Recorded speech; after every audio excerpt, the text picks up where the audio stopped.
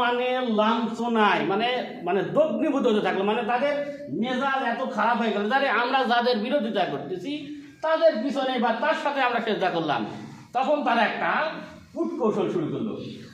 তারা একটা আর পৃথিবীতে যারা ইসলামের বিরোধী আছে, কোরআন সুন্নাহর আইনে তাদের একটা কাহিনী আছে, তারা সব সময় চেষ্টা করে মানুষকে মিথ্যা দিয়ে প্রভাবিত করে মানুষকে নিজেরা পথভ্রষ্ট হয়েছে অন্য কেউ পথভ্রষ্ট করার চেষ্টা করে। তখন তারা বলল যে মুহাম্মদ আমরা কেন সেজদা করেছি জানো, মুহাম্মদ আমাদের যে প্রতিমাগুলো আছে এগুলোর প্রশংসা করেছে, বলে নাউজুবিল্লাহ। এদের কাছে চাওয়া যাবে, এদের কাছে এটা পাওয়া যাবে, লাত উজ্জা মানাত এ জাতীয় যে তাদের দেবতাগুলো ছিল, বললো মুহাম্মদ প্রশংসা করেছে বিধায় আমরা সেজদা করেছি, নাউজুবিল্লাহ।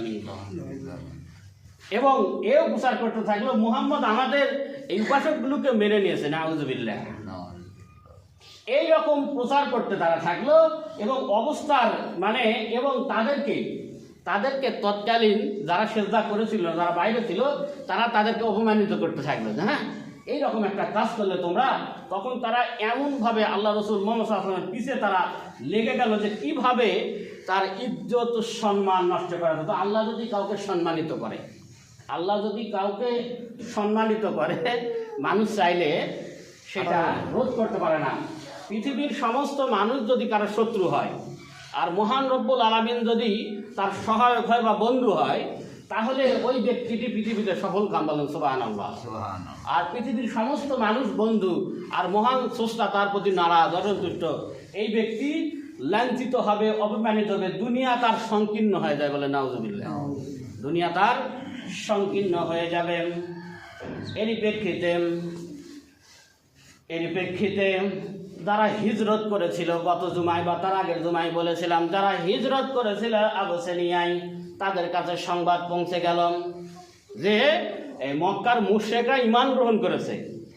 আর মানুষের মুখে একটা কথা, মানুষ একটা কথা যখন শুনে নিজে যখন বলতে চায়, সে নিজে থেকেই ওই রকম ক্লিয়ারলি কথাটা বলতে পারে না, হয় বেশি হয় বা কম হয়, হয় একটু এই বাড়িয়ে বলে অথবা একটু কম বলে, মানে একবারে ক্লিয়ার।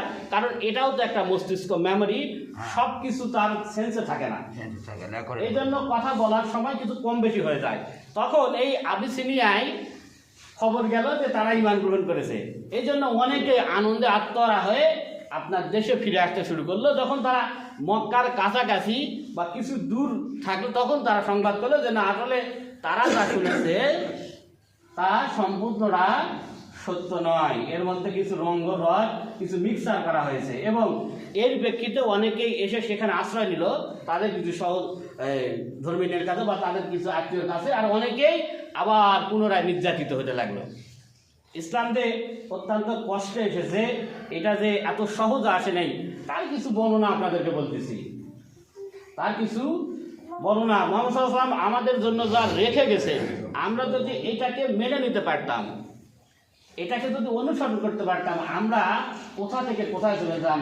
আমাদের পূর্বসূরীদের কথা বলেন, আমরা তো অনেক পিছিয়ে গেছি, কারণ আমাদের পূর্বসূরীরা আমাদেরকে সঠিক রাস্তা যদিও বলেছেন, অনেকেই অনুসরণ করতে, অনেকে পারি নাই। যখন গোটা পৃথিবী এগিয়ে যাচ্ছিল, গোটা পৃথিবী এগিয়ে যাচ্ছে, তখন এই জাতি পড়েছিল যে বিবি তালাকের মাসলা নিয়ে। এই জাতি গোটা পৃথিবী যখন অগ্রসর হয়ে যাচ্ছিল আপনার, তখন এই জাতি তখনও পড়েছিল যে বিবি তালাকের মাসলা নিয়ে, হায়েজের মাসলা নিয়ে পড়েছিল। কারণ আল্লাহ যখন মানুষকে অজস্র সম্পদ দেয় বা সুখ সম্ভব দিয়ে দেয়, তখন মানুষ আল্লাহর পথ ভুলে যায়, তার রসুলের আদর্শ ভুলে যায়। এই জন্য কবি বলেন আল্লাহ রসুলকে নিয়ে, আমার মনটা যদি হইতো প্রবাল হাওয়া,